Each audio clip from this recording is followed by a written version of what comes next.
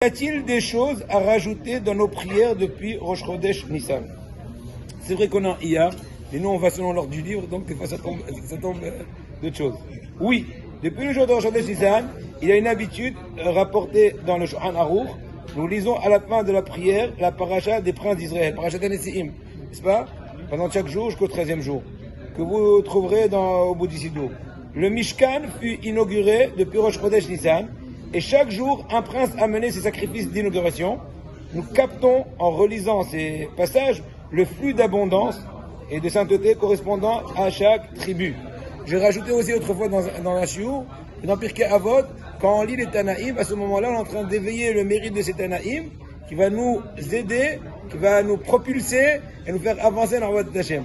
C'est très important aussi de lire Pirkei Avot, d'essayer de comprendre au moins un peu ce qu'on peut. Une fois, je dis à mon mashgiach à l'Yeshiva, j'ai dit, oui, on a l'habitude de lire Pirkei Avot. Il m'a dit, de lire Pirkei Avot, d'étudier Pirkei Avot. Bah, lire, c'est bien beau, avec la belle musique. Faut y comprendre un peu.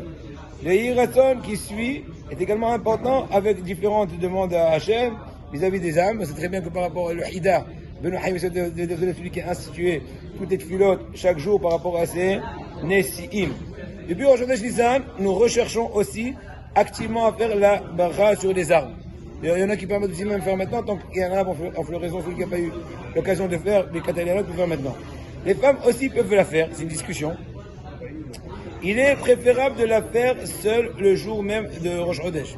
Il vaut mieux préférer de faire tout seul le premier jour de Rosh Chodesh pour accomplir Zrizi, Makdimin, Mitzvot, d'être Zariz, avec beaucoup de zèle, d'accomplir un mitzvah même tout seul, que d'attendre un peu plus tard pour être en public.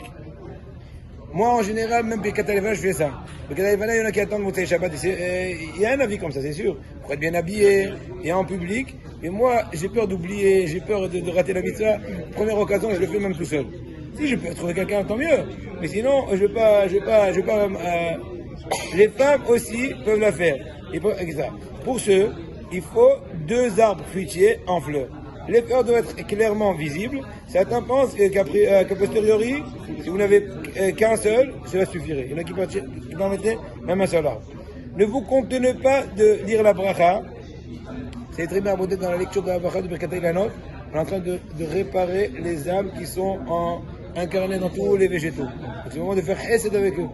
Chesed, abotai. Cette bracha est donc très importante selon le sens profond de la Torah. Maintenant, avançons. Nouvelle question. Bon, ça va c'est pour une autre fois.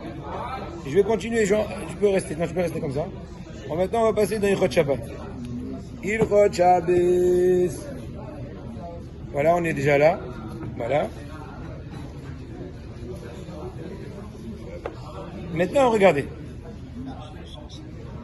On va parler de Tikkuné Kelim. C'est quoi Tikkuné Kelim? Réparer des ustensiles pendant Shabbat. On n'a pas le droit à Shabbat de remettre une porte en place. Parce que ça s'appelle une espèce de construction, n'est-ce pas? Remettre une place, une porte sur des joncs. Ouais? Sur les gonds, pardon.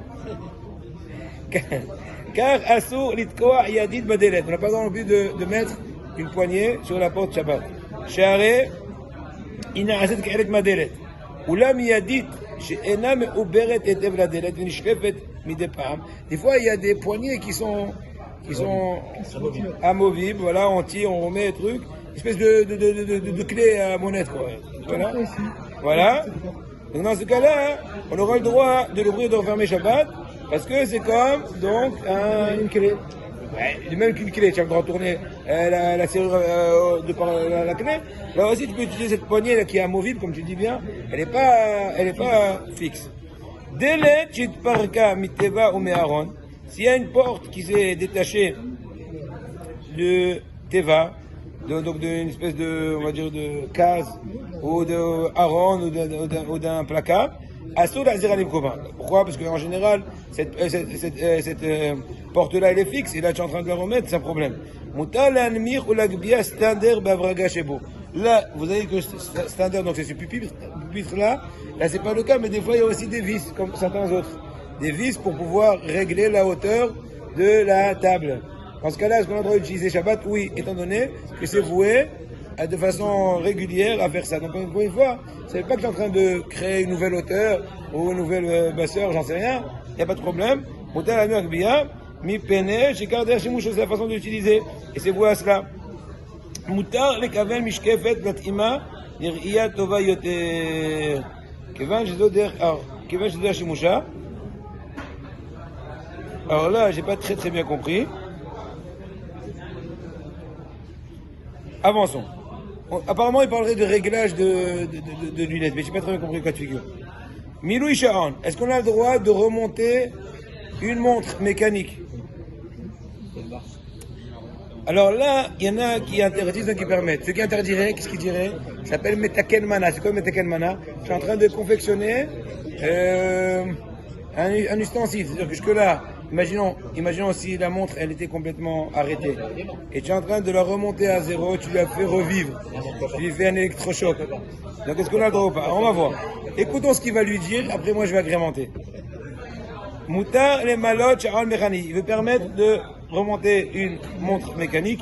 D'ailleurs aujourd'hui elle n'existe plus trop, hein, à part ceux qui l'ont gardé, ça fait les années 50. Ve'el bazeh mishum metaken kli. Ve'im paska peulato legamre. Alors là, na'agul la'amir shelo ma'oto.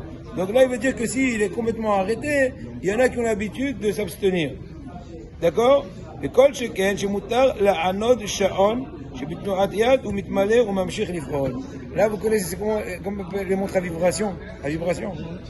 C'est une discussion, est-ce qu'on a le droit ou pas? En tout cas, Ravouvadia, il veut permettre de dire que les montres à vibration, à vibration. Et soit, je n'en sais rien. Encore une fois, qu'on soit bien d'accord.